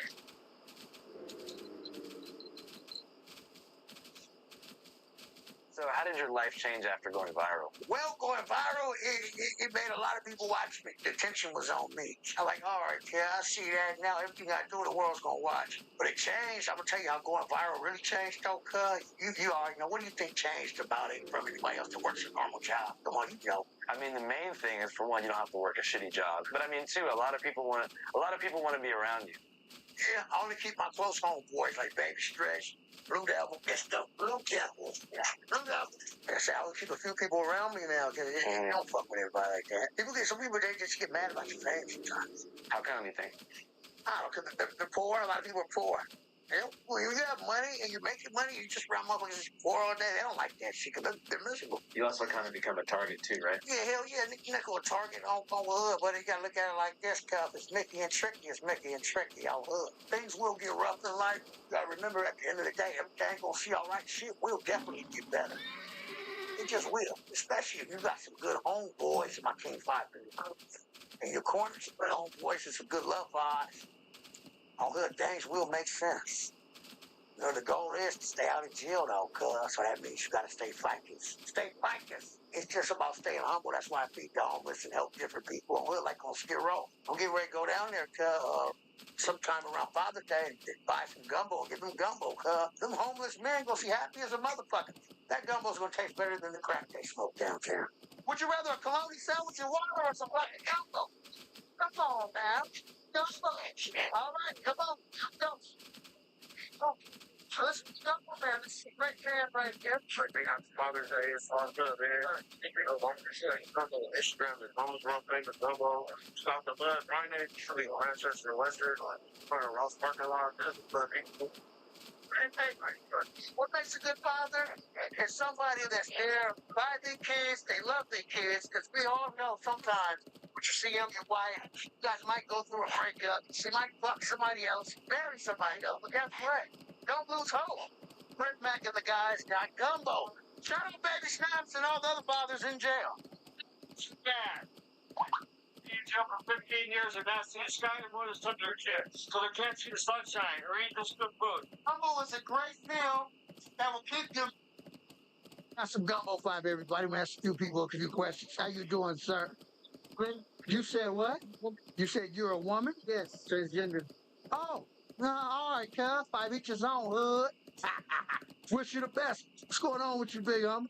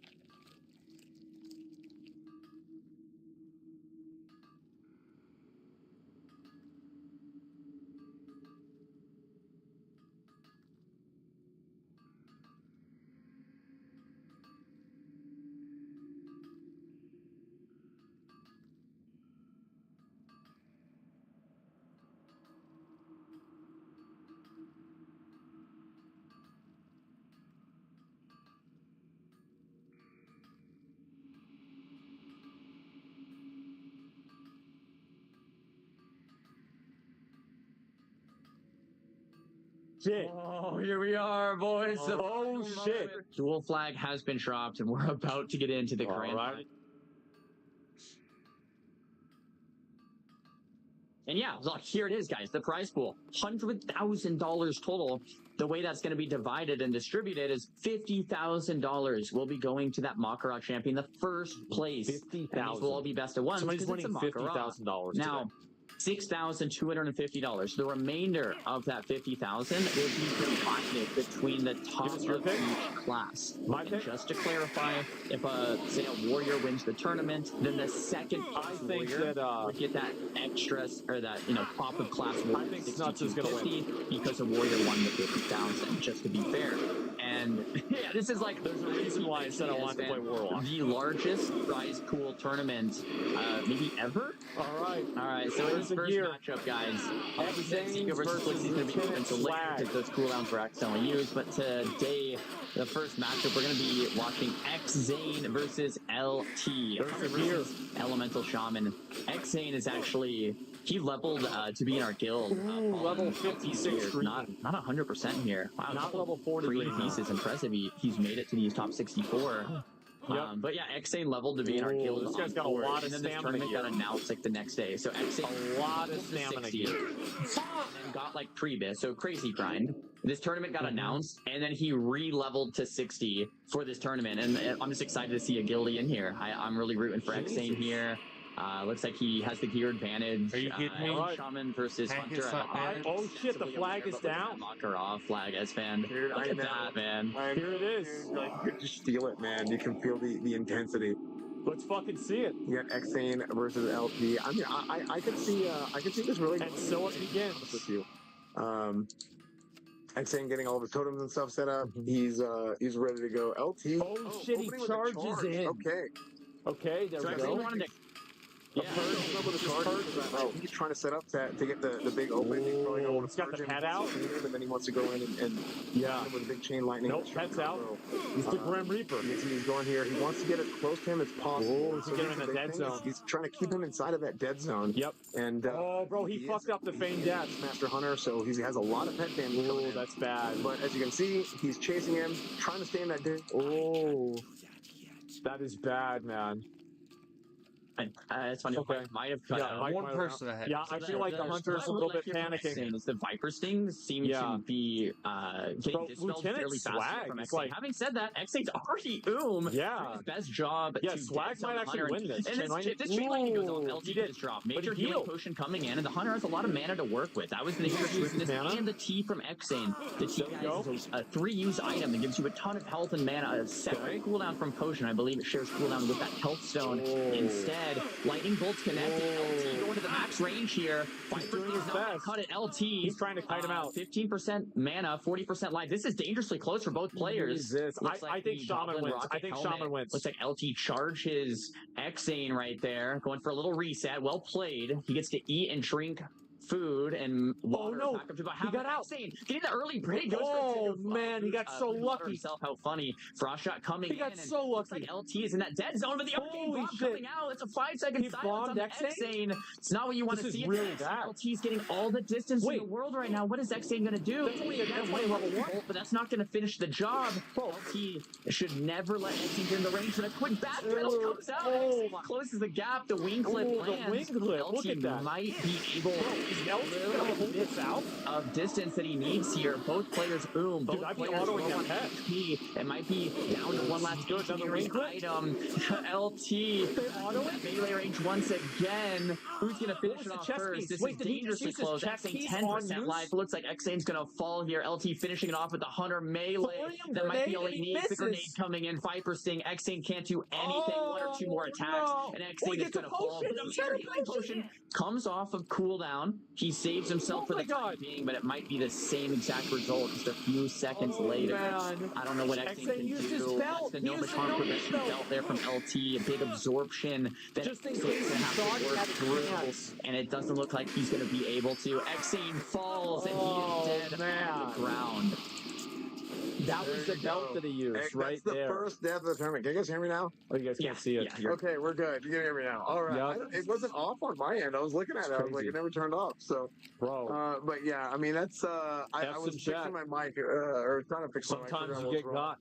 But there it is, guys. The first death of the tournament. 07's in chat. Is done. Hats off. X-Zane.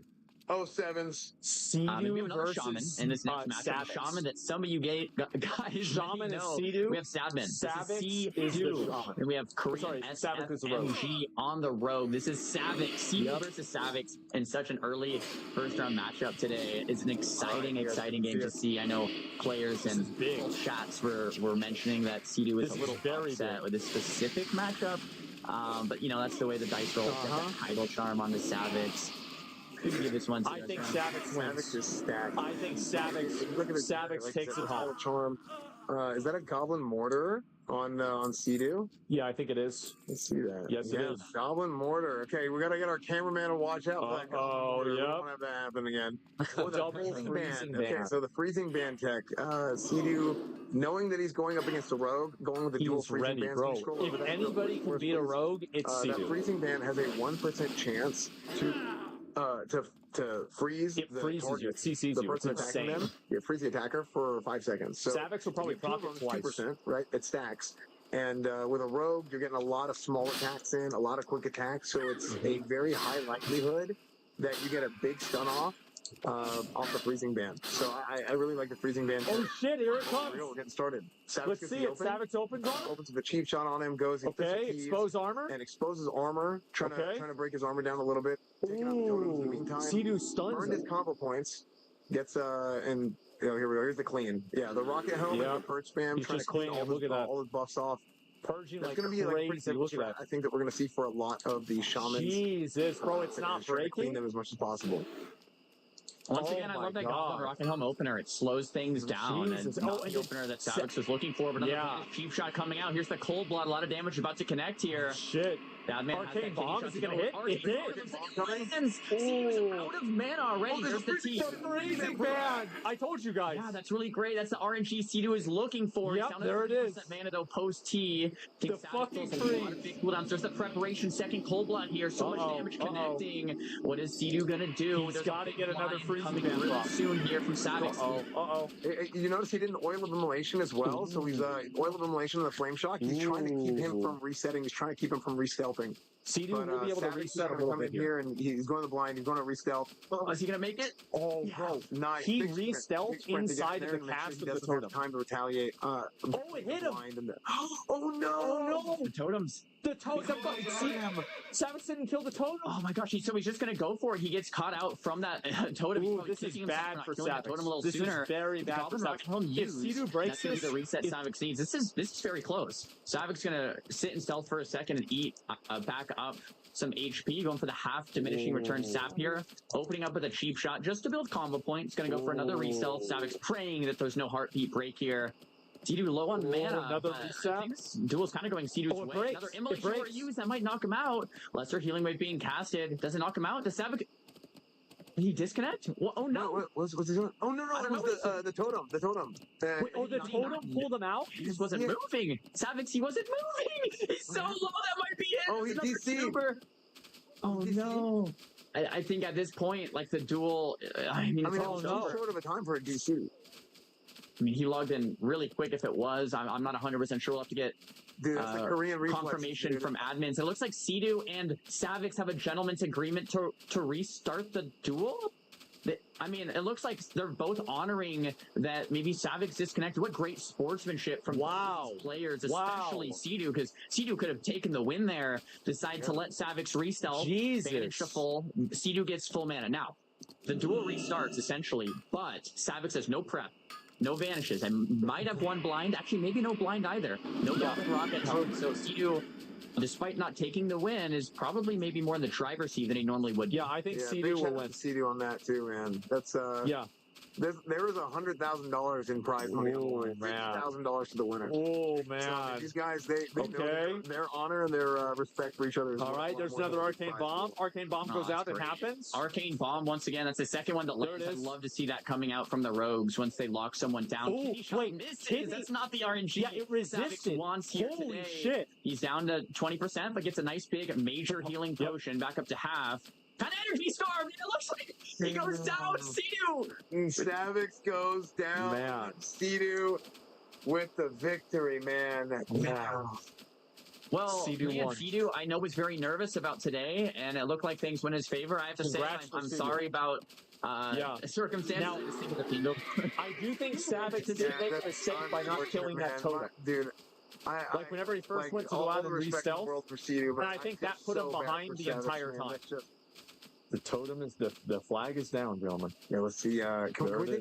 Can we take another look at their gear yet? Again? Flag is down. If we have time. Or they might just be starting. We might not have time. Yeah, we might not be able to. Yeah, he's got the Bantock sash. Yeah, you can see Zico is just teeth. Zico's ready. Got absolutely everything. Got the Sorcerer's Oath. Flixie as well. He's got the big. Is that a Flurry Axe he's using? He's using a Flurry Axe. Yep. Okay. Oh, is he enhanced then? I said elemental. I might be mistaken. Spell hands. Well, he was elemental, and his gear is elemental, but you know what he might be doing? Bro, he's ready.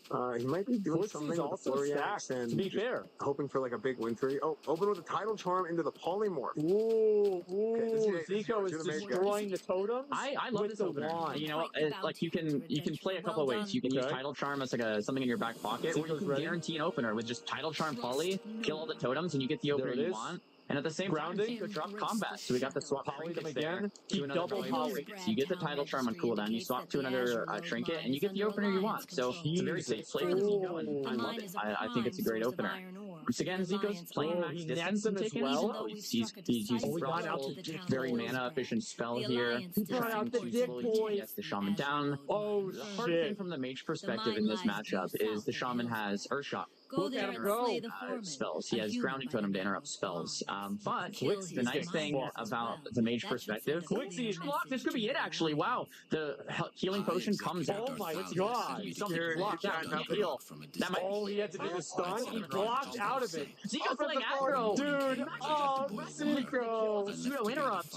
Wow, this is not normally what we see. Flixie getting caught. He's playing on my Firestar. Zico decides to use the mana pot to finish it. Probably just going to go all in here with Arcane Explosion. Conic Holds, Fire. Oh, he got so lucky there. Flixie got so lucky. So did it break and he got the grounding off? It looks like it. Yeah, I think that's what happened. And he got the like grounding Flixie off actually got so ridiculously fucking lucky. Yeah, that might have been the case. And the issue here is Zico playing very close is kind of like the kill shot, right? Yeah. But if he doesn't kill, Flixie, this is what Flixie wants. Flixie wants to fight close, so Flixie can get value out of shocks. Zico wants to kite far. So Zico's kind of going in for the kill here, but there's an Ice Reflector. Zico sees it, cancels his cast. Zico playing very aggressive, and if he can't kill it, he worked into an interrupt. There's spell pushback. Let him interrupt. Yep, that's it. Right here. Scorch. In a series of oh my dude, how is he so good? Man, when he got that first one, just tilted, bro, how did he just do as good of a job as he could have? He knew the timing. And we're taking a look at the brackets. We have Zico moving on. His next matchup's going to be versus that Hunter LT. It's exactly what Zico wants, is to be fighting these shamans, these hunters, rogues, warriors, and that'll be exciting. Sea-Doo moving on as well. We have this next matchup underway. It's going to be another mage versus shaman matchup. This is going to be Vamp versus New Jack. Dude, this guy is stacked. Wow, Svamp is very geared here with the Tidal Charm. Look at that. Touch too much on Svamp's gear and gameplay. Wow. He looks as prepared as you can really be, and the New Jack looks similar. Ice Reflector equipped, Medicine Pouch, Barramondis. This is a very min-max gear set here from both players. I think duel in terms of the strategy both players are bringing out. I'll be curious to see if Svamp pulls what Zico did and kind of goes in early for the kill with that lockout, or wants to play a longer duel and fully the shaman. Yeah, I think I think we talked about this yesterday. I really don't know how the I really don't know how the shaman is going to be able to play this and be able to come out with a win here. I mean, this is going to be shamans can win by rolling a new character after they die. Makes a mistake at some point and then really capitalize. Yeah, they can roll a warlock after they die. The way the shaman summon wins is That's how they honestly like a Chain Lightning, NS Chain Lightning one-shot. Yeah, right. Yeah. And the mage doesn't block it, and you can just get, like, the mage can get one-shot. You know what's so cool? Bro, look at the dead bodies on the ground. We're seeing dead bodies stack up. By the end of today, there's going to be dead bodies everywhere on the floor from these Makaras. And the duel commences. Duel of the death flag down. Looks like some totems are already chunking down Spam's life bar. And Spam's going in early for the Nova. Kona Cold and blinks out far. Another totem drop. Yeah, kiting for that distance. Well played. Drunk the polymorph. Drowning has been destroyed. Wants to kill the totem. Very mana efficient play here, and I like it. Not like a crazy action-packed opener. Is the mage once again trying to slow things down? The mage not using the title charm yet, using it now. Could have used it to burst. Man, as well. Looks like he might have a strategy wanting to. He's got the bar off Dick Boys. Looks like both trinkets from New Jack used as well. Oh, they're using their armies. They're having their minions fight for them. Yeah, you love to see it. And Spam rebuffing with a bunch of scrolls, it looks like there. New Jack, though, close to the gap. With the Gone Rocket Helmet and Ice Block immediately coming out from Spam to break that CC and gain distance once again. Man is looking equal here. I think from the mage perspective, you want to go for that Sheep soon, and then, well, you can, like, boom the Shaman a little bit more, then Sheep, then Evo back. Spam is spamming scrolls. He's using to spam scrolls. Yeah. He's been spamming scrolls, and I don't know if it's so they can eat purges, but he's basically putting up a bunch of trash buffs, so that he's essentially burning New Jack's Dude, yeah, that's brilliant. A lot of the time, so here's the Ellie Mastery Chain Lightning. That's a lot. Ice but it wasn't enough, bro. It was not enough. Negates a lot of that damage coming in. Celestial Orb, level 30 Mage Quest offhand being used to regenerate some mana there. He's gonna swap off of it after that cooldown has been used. The green boy just going after range. Polymorph being casted, and now look at the green boy. What New Jack wants to see. Spam now able to Frost Nova the mechanical Yeti. Spam is fucking back up. to full, and then get bro, the green boy after this. And now look at him go. Gonna be in a situation where the mage is fully reset. He killed him. He is not. There's the Evoke on Spam. He's going back to full mana now, and Jack is kicking himself because this is exactly the mage's game plan that he wants to see. Now Jack going for a drink himself with the grounding totem. It's going to force Spam back in to cancel this. Frost Nova misses, unfortunately. Kona Cold with the nice Frostbite RNG lands. New Jack is big dicking for Jack here. Counterspell misses. New Jack grounding totem has been killed. New Jack going for some more purges, and Spam forced to kite out once he again. outranges it. I think Spam has a big opportunity here. New Jack has a big opportunity here. If he doesn't get polyed, good. He stopped the poly. He got that one. He get a big burst. That's a big one right there on him. That is a big one. Another full duration polymorph sitting, probably and that's really a great awareness from Spam. Those polymorphs need to reset off the diminishing returns, about 20 seconds. For the poly to go back. He's out. It seemed like he was at max range whenever he polyed. I would have been nice to see him be able to range that poly and to come back in, but I think he was just going for the full send, trying to go for the lightning bolt combo and finish him off, just help him for the best. Just trying to kind of like what you said earlier, like he knows that's his win. Yep, he's full resetting. Well, because the mage used way more cooldowns than he did. Yeah, and so he's ahead close. I'm really worried for him because this is the range where Earthshocks can come out. Where Spam's that's dead. the second It's ice over. block from It's Spam, over. and he's half HP. This is going really well for New Jack, really. He blocked he's kind of low on mana. The mage is it's playing so defensive, trying to just give these resets, and I don't want to count Spam out yet. Bro, this is a New Jack There's no ice blocks, no big defensive cooldowns. This is a new... Spams are coming out. We can knock that off our bingo card. Polymorphs being casted. There it is. New Jack is out of mana. Oh, no. He's going in for the post with that Baramondi's dagger. Polymorph lands and looking at 20 seconds. Spam Pierre is going to have to... I actually want to see... I want New Jack to win. I want New Jack to win. And really, though, this is kind of what the mage wants to do. Look at this. New Jack, I was going to say, New Jack's completely out of mana here, but when he's getting volleyed, I mean, he is regenning just a little bit. He comes out with a sleep. This is going to give him a big chance to drink. Exactly. There you go. Drink up, bro. It doesn't just kill this kid. Bro, put this kid... Oh, no. Oh, no, it resisted early. So slow, man. He reacted so slow. He had an opportunity to stop another kick. Jesus. This is it. Oh, boy. Here we go. This is Jack, you where got Shaman this, gets bro. in trouble. Chain Lightning being casted. Ice Reflector being faked from Spam. So great awareness there. There it is. This is problematic, though, for Jack. He's at 20% mana. Come on. The mage has a lot more mana to New work Jack. with. You got this. Can kind of just go kill this little bitch and take him out. He doesn't want to put this bitch in the dirt. There you go. Yes. Reset. Furbolg's medicine pouch coming out. Come on. At least 2 or 3 offhand. Spam his swap between. This guy has been prepared and ready for this tournament, and it's really showing. Kill his ass. Jack, though, down to 2% mana. Come on, there it is. Last Chain Lightning is probably a low rank Chain Lightning, to be honest. Spam can go for the first aid on cooldown. Great awareness around that first a debuff. Oh, he's gonna playing be like able to such a take himself bitch. back up, and this is kind of Spam's opening. Like, if it was me, I would shrink back up right here and take out New Jack. Like, you can just kill him. You can rush him down. The shaman won't have any mana to work with. If there's a mana pot, you can also mana our health pot and kind of just take him out. If you want to play it slow though, like Spam is doing, $50,000. Come on, New Jack, bro, put this kid in the dirt. It might be a good idea to just keep taking it slow, because there it is. New Jack with the mana potion back up to 40%, and Spam's finding himself on the back foot. Yeah, come on, New Jack. I'd like to see Spam play a little bit more aggressive. Come on, New Jack. Spam's playing like a pussy bitch. And it's putting him in a position where he's giving New Jack an opportunity. And he's happened a couple times here. Opens, coming back with the Arcane Bomb. Okay. Frost Nova. Bro. Yeah, he's trying to go for the big shatter. Come on. Here. Come on, New Jack, bro. Kill this kid. Grounding Kill this kid. First spam. You got it. He's going in with the dagger. Trying to stay close. New Jack's going to want to stay close as possible, so he has the shot. Nice!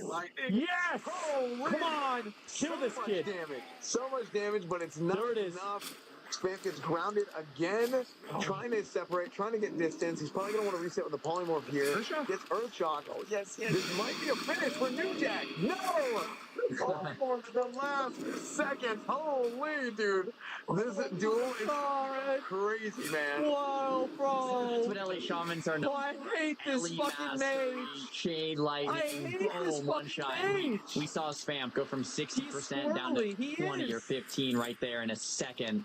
And New Jack, maybe with one more crit, would have just killed him. There was no ice blocks left. So close, man. Could have been game, set, match. I hate this guy. Again, trying to kite it out more. And I think you mentioned on this this morning as fan, but the top tier players are going to know when to play defensive, but they're also going to know when to push in aggressively, right? It's like, nice, New Jack, go in on him now. Nice, the problem is when there is a situation where you don't know, maybe you're just, you just don't know. You're like, can I finish here? I don't know if I can finish here. Then you start playing overly defensive. That window might eventually you will resist, right? Like, when you kind of waited too long, and now the window to take the win has shut. And now all of a sudden you can't take that win anymore. And we might see ourselves in a similar situation here. Another Arcane Bomb lands, well played from Spam, but he's getting low, and honestly now New Jack has the mana advantage. He's pushing his advantage, spamming his purges, has the grounding totem down. Oh no, because he jumped. It's a polymorph falling down after the stun interrupted his cast. Another lightning bolt connecting. Because he was in the air. Polymorph resist, or maybe it was just another finish. Yes, come on. Oh my gosh, the heal health potion. He double potted. Come on, you got him. You got him. New Jack. New Jack. Not gonna try and shoot Put him in the dirt. Nice. He's been trying, but it's grounding totem resist. Hit him with those melees. Earth Shock. Another grounding, another resist. It's just constant stops, and that is the difficulty for Mage in the matchup. It's like threading the needle, man. You gotta what a little the shaman's interrupts, right? And then you have to, kind of find your way into that polymorph, into the full burst window, and then New Jack went for the grounding totem into a quick drink. I really like that play. And another reset here from Spamp with the Goblin Rocket Helm. I don't know if I love this play. Bro, I would have gone with the Rocket Helm there. I hate this dude. There it is. Okay. There's one. He's kept him in combat. Good job, New Jack. Running out of tools here. New Jack's gonna try drink. Opportunities to reset and to get mana back, and drink, bro. He's not really doing it. I think New Jack is playing the the meta of the matchup. New Jack is just kind of playing it better. Nice. Okay, one. And, there it is. He's New Jack's a god.